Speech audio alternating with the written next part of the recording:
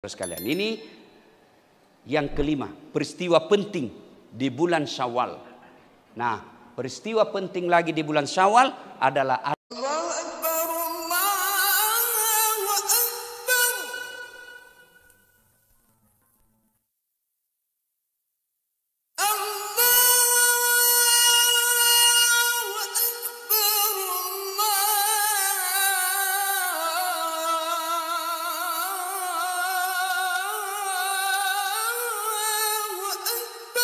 kita berada di bulan Syawal. Nah, apa itu bulan Syawal? Ya, Syawal, arti bahasa Indonesianya itu Syawal, bahasa Indonesianya dinaikkan, ditinggikan. Nah, itu artinya Syawal, dinaikkan, ditinggikan. Kenapa dinaikkan? Kenapa ditinggikan? Dinaikkan dan ditinggikan derajatnya. Kenapa dinaikkan dan ditinggikan derajatnya? Karena dia sudah bertempur selama 1 bulan, yaitu di bulan suci Ramadan. Naik derajatnya. Apa derajatnya? Ada derajatnya apa? Ada yang tahu tujuan puasa? Apa? Angkat tangan. Ada yang tahu tujuannya puasa? Angkat tangannya. Ada? Ada yang tahu? Ada? Ayo. Itu yang kecil. Sini kok cepat kok. Cepat kok, itu yang kecil. Woi, sini kok cepat kok. Sini kok. Ya. Bapak naji mau, anaknya tidak bisa. Yang kecil kau. Balorang ngasing anak Karawisi. Baru dulu waktu ku sekolah, dede rewana ini orang-orang Karawisi. Siapa lagi? Apa tujuan orang puasa? Ayo. Kau kecil kau. Ya, tidak ada berarti jagoan di sini. Ya, tidak ada nyalinya, pacetong. Nah, sekarang ibu bapak saudara-saudara sekalian, bulan Syawal dinaikkan derajatnya. Kenapa dia dinaikkan derajatnya? Karena dia sudah berperang. Perangnya di bulan suci Ramadan. Apa perangnya? Mengendalikan hawa nafsu. Itu perangnya, mengendalikan hawa nafsu. Maka setelah menang, la'allakum tattaqun, menjadilah kita orang-orang yang bertakwa. Dan tidakkah orang bertakwa itu inna akramakum indallahi atqakum, yang paling mulia di sisi Allah adalah orang-orang yang bertakwa. Biar banyak mobilnya, besar apotiknya, tapi kalau dia tidak bertakwa, dia bukan orang baik di hadapan Allah. Biar dia cuma ngontrak-ngontrak 15 tahun di Makassar, ngontrak-ngontrak tiap tahun pindah rumah, 14 kali pindah rumah, tapi dia bertakwa, sesungguhnya dia mulia di sisi Allah. Biar mobilnya banyak, rumahnya mewah, proyeknya lancar, tapi dia tidak pernah datang kita lihat ke masjid, kalian orang hina di hadapan Allah. Orang-orang bertakwa itu adalah orang-orang yang rutin melaksanakan kebaikan-kebaikan. Katengah semene. Alhamdulillah, berapa masjid kuda tagi di Makassar, ini termasuk ramai sholat subuhnya. Luar biasa Pak. Alhamdulillah. Begini terus ini Pak Mulis. Oh, karena ada ceramah. Masih baik daripada tidak sama sekali. Ya. Nah, ibu bapak saudara-saudara sekalian, ini bulan Syawal. Nah, sekarang perlu kita tahu apa sih kejadian-kejadian di bulan Syawal itu? Apa kejadian-kejadian di bulan Syawal? Tunggu dulu, sebelumnya itu. Bulan Syawal ini kan bulan Hijriah. Kalau bulan Masehi, bulan keberapa dalam Islam ini? Bulan dalam Masehi, bulan keberapa ini Syawal? Angkat tangan. Bulan Mei. Haula wala quwata illa billah. Ayo, bulan Syawal ini bulan keberapa? Kalau dalam Islam, bulan keberapa? Angkat tangan.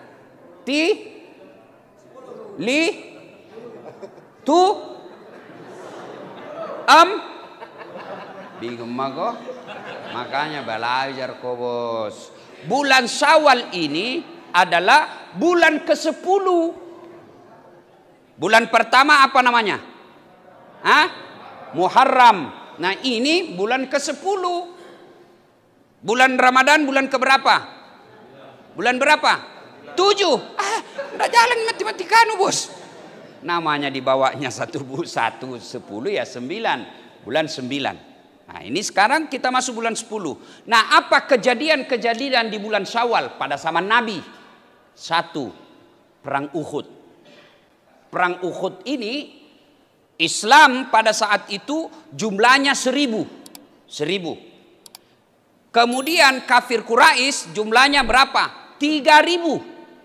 Ya, 3000 melawan 1000. Nah, perjalanan menuju ke medan perang yang 1000 itu berkurang tinggal 700. Kenapa? Karena ada orang munafik di perjalanan balik haluan. Itu bahayanya itu orang munafik, Pak. Kalau orang nyata-nyata musuh sama kita, tidak apa-apa ditauke musuh itu. Tapi kalau orang munafik, baik di depan tak, tapi dalam hatinya musuh. Nah traktir minum kopi kalau sudah sholat subuh. Tapi dalam hatinya cilaka lalo. Ah, itu orang munafik itu. Ini ketika perang Uhud ada juga begitu. 1000 dulu sama-sama. Di perjalanan dia balik haluan. Dia tinggalkan Rasulullah dan para sahabat. Marah Hamzah. Lalu Abu Bakar berpidato.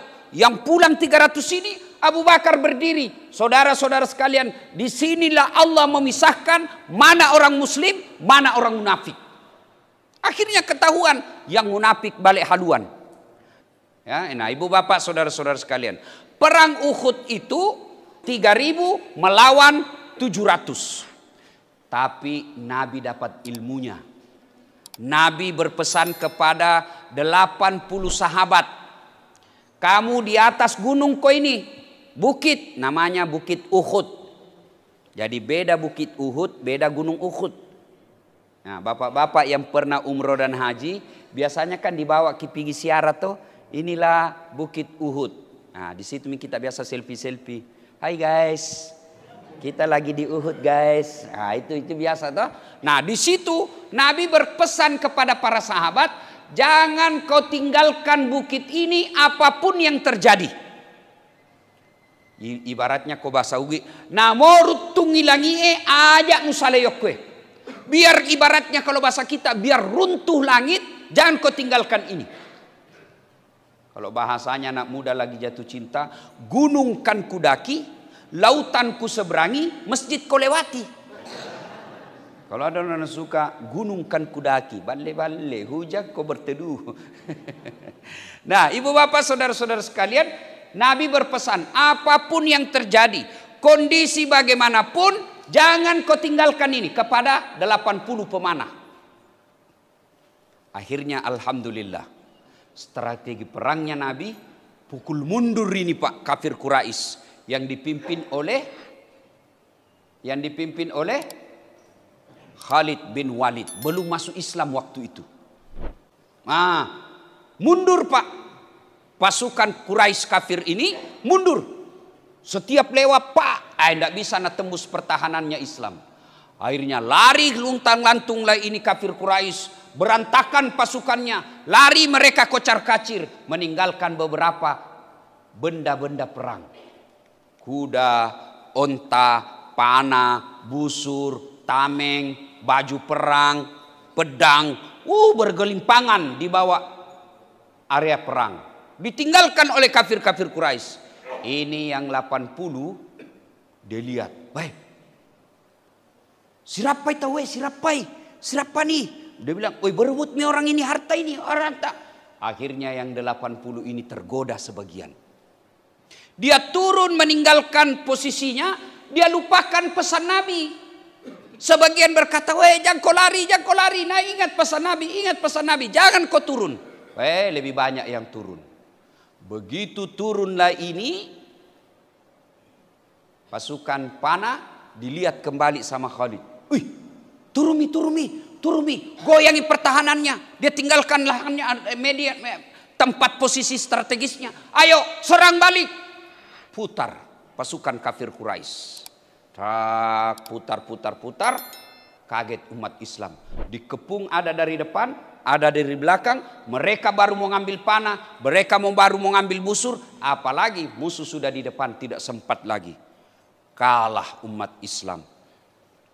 80 sahabat wafat pada saat itu, termasuk pamannya Nabi Hamzah radhiyallahu anhu. Meninggal. Bahkan meninggalnya Hamzah radhiyallahu anhu itu dibelah dadanya oleh Hindun.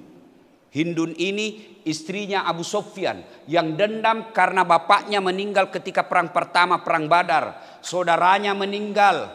Gara-gara itu dia dendam betul. Dia belah dadanya Hamzah, lalu diambil hatinya, dia gigit sambil kalau kita kira-kira menyanyi. Kalau kira-kira kalau bahasa tak nudup pami gapami.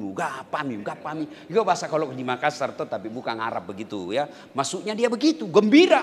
Sahabat mau menolong, apa boleh buat, tidak bisa menolong. Nabi menyaksikan dari ketinggian Uhud. Nabi menangis melihat pamannya dianiaya dan diperlakukan tidak selayaknya. Hindun. Tapi Hindun kan kemudian dalam sejarah masuk Islam. Setelah Fathu Makkah, setelah ditaklukkan Makkah, Hindun kan masuk Islam. Dan Hindun beberapa kali berperang bersama para sahabat. Itu dia masuk Islam akhirnya. Begitu juga Khalid bin Walid masuk Islam juga. Begitu juga Abu Sufyan masuk Islam juga. Nah, Bapak saudara-saudara sekalian. Nah, hikmah dari perang Uhud ini ternyata memang dari dulu dunia bisa menyesatkan kita. Ada orang hebat beribadah. Digoda oleh dunia. Apa godaan dunia? Jadi anggota DPR. Yang kau lihat di Pak Mulis. Kita baik, kita anggota DPR nih sekarang. Tapi masih rajin sholat berjamaah subuh. Dan Bapak tahu saya bisa hadir di sini. Bukan karena saya diundang takmir masjid. Bukan, tidak aku kenal Kak ini pengurus masjid. Saya pengen undang Pak Mulis.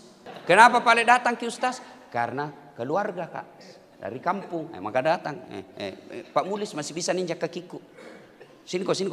Karena keluarga. Maka itu pentingnya namanya silaturahmi. Nah, ada orang tadi rajin sekali ke masjid. Janji-janji. Kalau saya terpilih, apapun masalahmu, telepon saya. Ini nomor teleponku. Begitu terpilih, ganti nomor HP-nya. Kan ada yang begitu. Bagus sebelumnya. Tapi setelah dapat kekuasaan, dapat jabatan, hilang imannya. Ada orang tadi bagus berjamaahnya, sopan santun berbicara, kena cobaan dunia, populer. Tiba-tiba langsung lebih 2 juta subscribernya. Terkenal se-Indonesia, mulai sombong. Tidak mau senyum. Bagaimana tahu? Ustaz itu malas sekali senyum itu Ustaz Dasat. Saya bilang, siapa bilang? Tidak pernah dilihat senyum. Bagaimana mau lihat senyum? Nah, saya pakai masker. Tidak kacinikan senyum makin ini. Tidak nuliat karena pakai masker. Ya. Nah, ada orang yang tadinya baik sekali akhlaknya, bagus ibadahnya, tiba-tiba jadi kaya.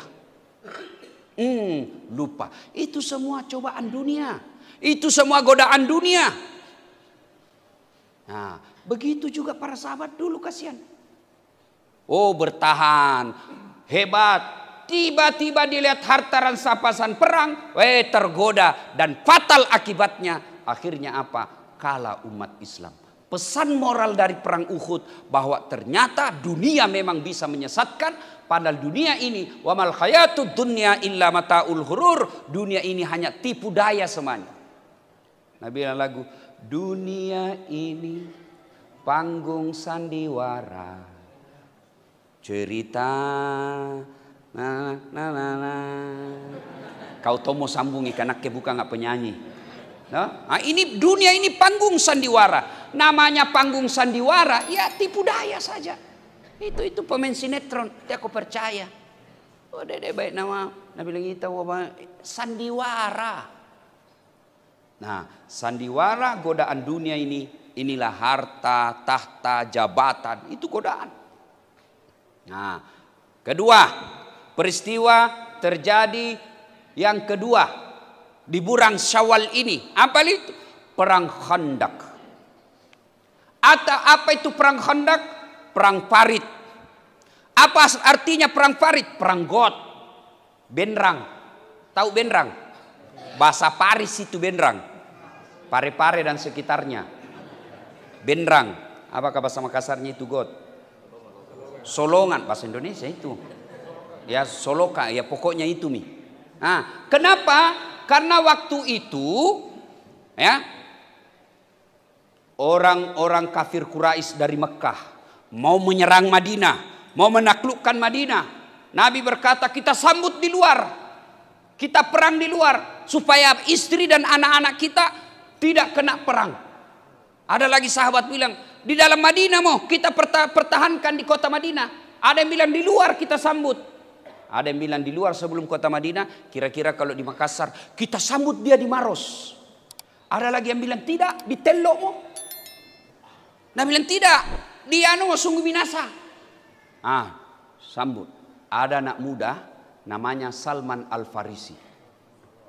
Salman Al-Farisi bikin usul, ya Rasulullah, bagaimana kalau kita bikin farid, got, bendrang, solongan. Untuk apa? Supaya mereka datang tidak bisa masuk karena ada got. Perang farid. Dikelilingilah farid kota Madinah. Jadi disebut perang Khandaq. Karena usulnya siapa? Salman Al-Farisi. Maka adik-adik sekalian, jadilah kalian pemuda-pemuda seperti Salman Al-Farisi. Cerdas. Yang kebeleng-beleng. Ditanya saja, bulan Syawal baku lihat-lihat lagi. Pacetong. Ya, belajar. Boleh saja orang tuamu miskin, tapi kau tidak boleh miskin ilmu. Boleh saja orang tuamu miskin ekonomi, tapi kau tidak boleh miskin akhlak. Boleh saja kau miskin harta, tapi jangan kau miskin ibadah. Jadi kaya, kaya otak, kaya hati, kaya ibadah. Kalau harta boleh kau cari. Kalau kau miskin dengan ilmumu bisa kau nanti kaya insya Allah. Tapi kalau kau tomodongo, malas sambayang, beleng-beleng, jelek sipanu, pak kepala talang, ke laut mah kau jadi tuh deh cilaka. Kun dulu anak-anak bilang begitu, nenek nugawang. Nah ibu bapak saudara-saudara sekalian, nah Salman Al-Farisi pemuda pendatang pak, bukan asli Madinah, pendatang. Dia bilang, ya Rasulullah, saya pernah lihat di Persia. Itu ada perang, mereka bikin got. Mereka bikin pertahanan melalui got. Maka dibikinlah got. Lalu got itu dikasih tombak-tombak tajam. Datanglah serbuan kafir Quraisy dari Madinah.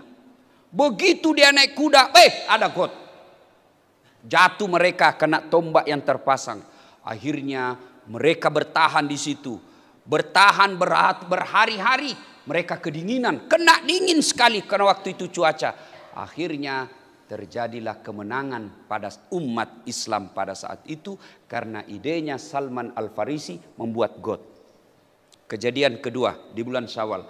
Tadi pertama apa?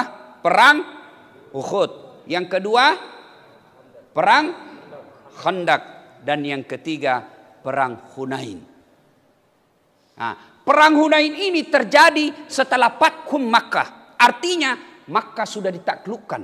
Coba bayangkan kan, Nabi diusir dari kampungnya, dari Makkah. Diusir pak. Kemudian setelah Nabi membentuk pasukan besar di Madinah, beliau datang. Membebaskan kota Mekah. Bukan menghancurkan kota Mekah. Membebaskan kota Mekah. Dari apa? Dari kesyirikan. Dari berhala-berhala. Nabi datang dan begitu Nabi datang disambut oleh kafir-kafir Quraisy. Tapi sebelumnya Abu Sufyan sudah berkata kepada, kan sedikit mami nih penduduk Mekah yang masih kepala batu. Dia bilang, saudara-saudara sekalian, siapa yang mau masuk ke rumahku berlindung, kalian akan dilindungi. Datanglah pasukan Islam, gagah perkasa, besar jumlahnya. Dibebaskanlah Makkah, dihancurkan patung-patung berhala, dibersihkan di sekitar pelataran Ka'bah dari patung-patung berhala Latta, Manat, Uzza dan Hubal. Nah, pada saat itu jumlah umat Islam lebih besar, jumlahnya perang Hunain umat Islam sudah 12.000. Dari 12.000, 2.000 diantaranya adalah penduduk Quraisy Arab Makkah. Menang Islam perang Hunain. Kisah ketiga yang terjadi di bulan Syawal. Yang keempat terjadi di bulan Syawal. Apa itu? Pernikahan Nabi. bulan Syawal. Pertama yang dinikahi Nabi di bulan Syawal pernikahannya adalah Siti Aisyah radhiyallahu anha. Beliau menikah pada tahun ke-10 kenabian. Apa artinya tahun ke-10 kenabian, Ustadz? Artinya 10 tahun Nabi diangkat menjadi rasul. Berarti usianya Nabi pada saat itu berapa tahun? Berapa tahun? Berapa? Hah? 50. Kenapa 50, Ustaz? Kan Nabi diangkat menjadi rasul usia 40. Tambah 10 menjadi 50. Bapak saudara-saudara sekalian. Nah, yang kedua, Nabi menikah di bulan Syawal dengan istrinya siapa? Ummu Salamah. Menikah dengan beliau pada tahun kedua Hijriah. Artinya apa? 2 tahun setelah hijrah Rasulullah. Berapa istrinya Nabi? Berapa? Berapa? 7. Berapa istrinya Nabi, Bu? Nah, biar itu nak tahu, enggak mau bilang. Berapa? 11. Ya, alhamdulillah 11, Pak. Tapi dari 11 istri Nabi itu tidak pernah ada yang bilang, menyesal kak menikah sama engkau Muhammad. Padahal 11 itu 11. Tidak ada yang pernah bilang, rugi saya menikah sama engkau Muhammad. Padahal 11. Kate 1 ji. Nabi bilang istri, "Ih dede sialku. Tapi mau mi apa ini mi jodohku." Toh? Nah, pelajaran berikutnya. Jangan lihat poligaminya. Jangan lihat berapa istrinya. Yang paling penting adalah, sudahkah bapak menjadi suami yang baik? Coba maki buka kitab Barasanji. Buka maki. Di situ dijelaskan, Nabi sendiri yang cuci pakaiannya. Nabi yang membersihkan tempat tidurnya. Nabi yang menjahit bajunya. Kadangkala Nabi sendiri yang menyiapkan sarapannya. Apa? Kita baru disuruh singgah beli telur. Hargai nakke. Anggota DPR nih. 5 tahun jici kali. Punna upah 10 tahun. Kalau tidak terpilih lagi, ya billahi taufiq wal hidayah. Apa itu? Jadi bapak-bapak, kalau ada yang merasa terhina, itu perasaan ji. Saya kan pernah alami. Pulang nggak ceramah takziah, tiba-tiba mamak necek ma WhatsApp, "Ustaz habis pembalut." Wih, mak damija. Oh, mudah-mudahan tidak ada jamaah kenal kak. Mudah-mudahan sekali aku bayar, tiba-tiba ada ibu majelis taklim bilang, "Ustaz beli pembalut." Langsung nggak balik, aku bilang, "Biar mi daripada saya melahirkan." Begitu caranya supaya tenang perasaan. Jadi kalau istri mengomel, istri marah-marah, istri ngambek, jangan kau lihat ngambeknya, jangan lihat marahnya, jangan lihat cerewetnya, tapi apa? Bayangkan susahnya menjadi istri. Bapak pernah rasakan jadi istri? Pernah? Pernah. Paling repot itu istri 3 perkara. Hamil. Pernah maki hamil, Pak? Muka-muka menghamili jadi semua itu kuliah. Ibu-ibu pernah hamil? Pernah? Repot toh? Apalagi kalau 7-8 bulan nih, jalan saja repot. Nak miseng kaki napa? Iya toh? Yang kedua, repotnya itu ibu-ibu yang kita laki-laki tidak pernah menanggungnya, melahirkan. Pernah maki melahirkan, Pak? Ibu-ibu pernah melahirkan? Enak enggak? Mana ada enak?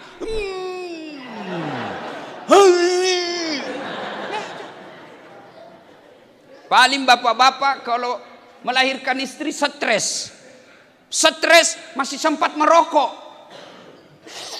Stres sih tapi. Itu ibu-ibu saya tanya Ki. Ibu-ibu saya tanya Ki. Senang suami perokok atau berhenti merokok? Dengar semua? Berhentilah merokok. Tidak bisa kau Ustaz. Kenapa? Tidak jalan pikiranku.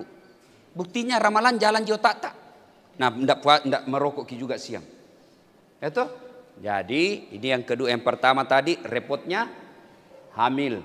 Yang kedua, melahirkan. Yang ketiga, yang tidak pernah kita rasakan sebagai suami, apa? Menyusui.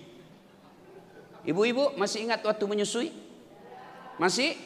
Apalagi waktu na tumbuh gigi na toh? Oh.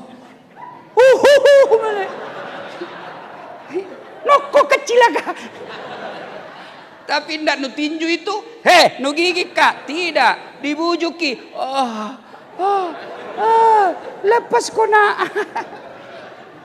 Nah, inilah tiga.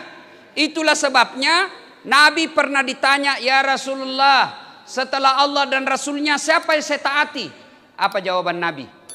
Ibumu. Setelah itu siapa ya Rasul? Ibumu. Setelah itu siapa? Ibumu. Lalu siapa? Bapakmu. Ibu, bapak. Berarti 3 ibu, 1 bapak. Salah paham bisa dengan ini. Enggak, barani kok. Orang hadis dicerita poligami na pikir. Nah, inilah kejadian yang berikutnya, yang keempat.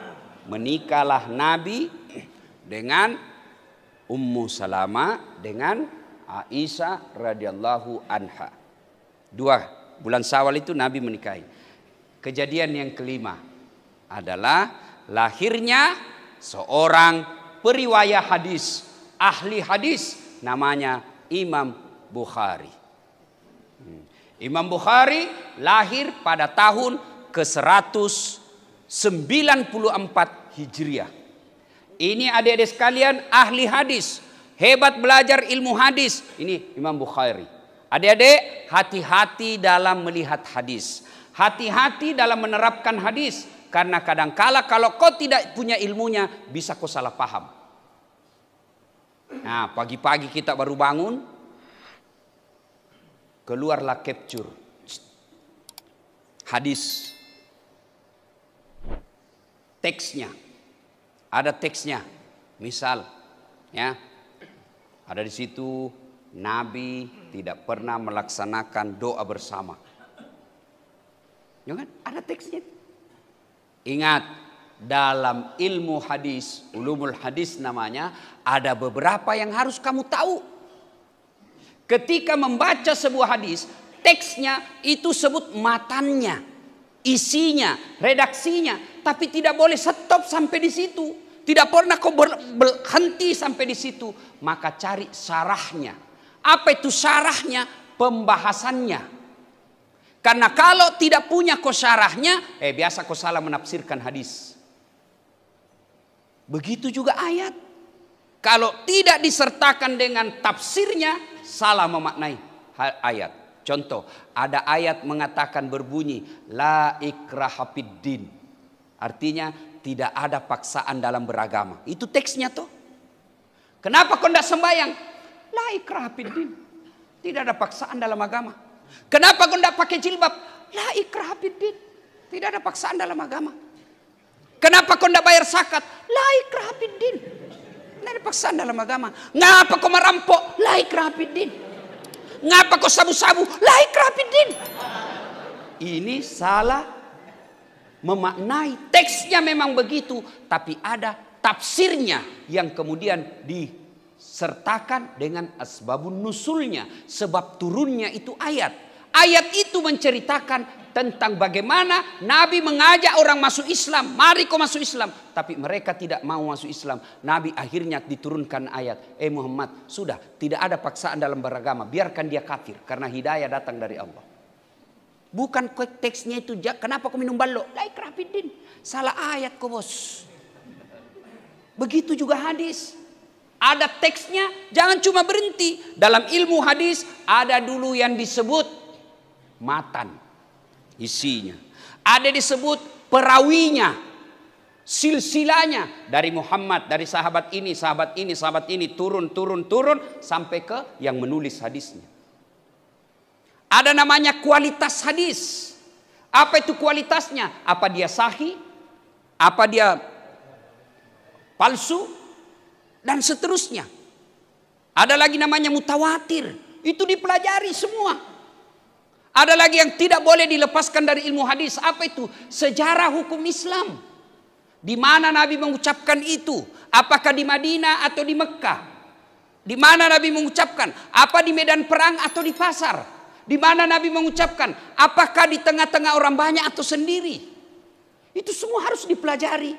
Maka adik-adik sekalian yang baru belajar agama karena tobat, ketika kau dapat teks hadis dan kau mulai ragu, jangan kau langsung bikin tafsir sendiri, tapi tanya kau yang ahli. Ahlinya siapa? Tentu bukan pembikin roti. Ahli hadisnya siapa? Tentu bukan pembikin tahu goreng. Siapa? Ulama yang belajar soal itu. Apa tidak boleh ditanya penjual tahu? Boleh, tapi salah tafsir kau nanti. Apa tidak boleh ditanya penjual pecel? Boleh, tapi tanya kau soal bagaimana sayur yang baik. Dia tahu itu kalau pecel. Bagaimana campurannya, berapa gulanya, berapa garamnya, itu cocok. Jangan kau tanya sama saya. Salah tidak, salah campur kok. Kalau bicara soal ulama, berkaitan dengan ilmu agama. Boleh tidak ditanya Ustadz Das'ad bagaimana cara bikin kopi yang bagus? Boleh, tapi cita rasanya pasti beda. Boleh Ustadz Das'ad ditanya tentang campuran obat? Boleh, tapi bukan kau sembuh tambah sakit kok. Begitu belajar agama. Tanya ahlinya. Ahlinya ulama. Sudah tanya satu masih ragu-ragu, tanya kedua. Namanya second opinion, pendapat kedua. Sudah tanya satu, dua, tiga, hakul yakin, ikuti yang kau mau tanpa salahkan pendapat orang. Mau kau berdoa bersama misalnya toh, selesai salat mau doa bersama, silakan. Kalau kau tidak mau, jangan nih. Tapi jangan kau bilang sesat yang doa bersama. Karena tidak ada pada zaman Nabi. Jangan bisa aja kau bilang sesat karena sama-sama Nabi tak. Sama-sama rukun Islam tak. Sama-sama kiblat tak. Tapi yang baik, lebih baik, yang mau doa bersama silahkan. Yang tidak mau doa bersama jangan maki duduk di depan karena kita langkah-langkai orang kodong. Orang tua kau langkai pasti tersinggungi, apalagi yang sudah pensiun. Itu pensiun itu gampang tersinggung perasaannya itu. Nah karena mentang-mentang pensiun mak nalangka-langkai mak. Maka adabnya kalau kalian tidak mau berdoa dan berzikir bersama selesai sholat, di belakang mi duduk. Supaya nyaman yang di sini doa sama-sama, kalian juga nyaman. Yang tidak mau kunut, silakan jangan mau kunut. Tapi jangan kau bilang itu yang kunut itu sesat. Jangan mi. Yang paling enak, lakukan saja apa yang kamu yakini benar. Karena apa yang dilakukan dia kau tidak tanggung dosanya. Kalau dia salah karena dia doa bersama, kau tidak tanggung dosanya. Yang pasti ketika kau bilang sesat dan menyesatkan, kau ikut tanggung dosanya karena kau bikin-bikin mencela orang. Nah ibu bapak saudara-saudara sekalian, ini yang kelima, peristiwa penting di bulan Syawal. Nah peristiwa penting lagi di bulan Syawal adalah ada puasa yang disebut 6 hari di bulan Syawal. Nah, sudah angkat tangan yang sudah puasa Syawal. Angkat tangan. Alhamdulillah. Angkat tangan. Oh, alhamdulillah. Ibu-ibu? Alhamdulillah. Ustadz, mau kak ganti puasa Syawalku Ustadz? Di bulan Syawal puasa lepasku? Boleh. Misalnya mau ki ganti puasa kalla? Kallata 5 hari. Moki dapat puasa Syawal karena kita tidak bisa puasa banyak-banyak, boleh ganti di bulan Syawal. Dengan catatan niatnya niat bayar kalla bukan niat Syawal. Kalau niatnya Syawal maka tidak masuk puasa gantinya. Tapi kalau dia niat puasa ganti maka dia ikut puasa Syawalnya. Nah 6 hari bulan Syawal Ustadz, nah tambah ini 1, selesai. Kalau 3 ji Ustadz, ya dapat kau juga 3 ton ji. 1 ji, 1 ton ji. Setengah ji, tidak ada. Nah ibu bapak saudara-saudara sekalian, inilah 6 peristiwa di bulan Syawal. Inilah peristiwa-peristiwa di bulan Syawal. Mudah-mudahan Allah betul-betul mengangkat derajat kita. Seperti nama bulan Syawal, maknanya adalah dinaikkan atau diangkat. Insya Allah bapak ibu saudara-saudara sekalian, Allah mengangkat derajat kita kalau kita mempertahankan amal-amal di bulan Ramadan. Ramadan kita puasa, kita lanjutkan dengan Senin Kamis. Ramadan kita sholat lail dengan tarawih, kita lanjutkan dengan minimal witir setiap malam. Ramadan kita tadarus, minimal kita mengaji 1-2 ayat 1 hari. Ramadan kita bayar zakat dan sedekah, minimallah setiap Jumat kita bersedekah. Itulah yang disebut memelihara kebiasaan-kebiasaan di bulan Ramadan. Demikian, mudah-mudahan ada manfaat, lebih dan kurangnya mohon dimaafkan. Mari sebelum kita akhiri, kita ngirimkan suratul Fatihah kepada Rasulullah Muhammad SAW. Khasiat dan keutamanya kita ikhlaskan untuk saudara-saudara kita yang telah mewakafkan harta, ilmu dan waktunya untuk pembangunan masjid ini. Al-Fatihah.